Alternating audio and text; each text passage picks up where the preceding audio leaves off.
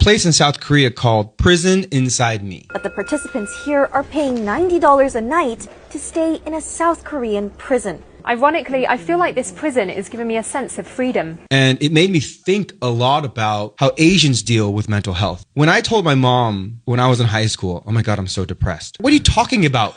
Depressed. She said, you got a house? Yeah, you got a bed? Do you know what I went through as a student? But then I realized depression and mental health, people might hate me for saying that, but it's a rich person's disease. Dr. Kevin Nadal, a leading Filipino psychiatrist, the roots of psychiatry, it's all based on one study of 300 white men and their wives in Baltimore. And that's become the norm for psychiatry the world around. What we need is an expansion of psychiatry. You talk to somebody scrapping for survival as a first generation immigrant, they're like, dude, I don't have time to be depressed. This is my normal. Asian kids, how many times did you hear stop being depressed, 忍一忍, just to endure it?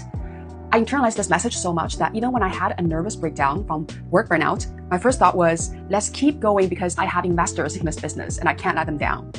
忍 means endure, but in Chinese culture, it's about suppressing all emotions to maintain harmony. If you're happy, tone it down. If you're sad, keep it inside. And if you're angry, just swallow it.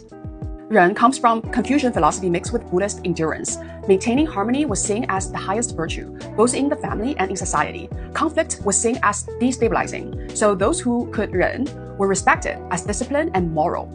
Buddhism then brought the idea that suffering is inevitable and that patient endurance, which is 忍辱, enduring insult, is a form of enlightenment. Restraining your anger or desire was framed as a way to overcome ego and reach inner peace. This merged with Confucian duty to create the idea that not reacting is both moral and spiritual. In imperial times, challenging authority could cost your life, whether that authority was a ruler, landlord, elder, or husband.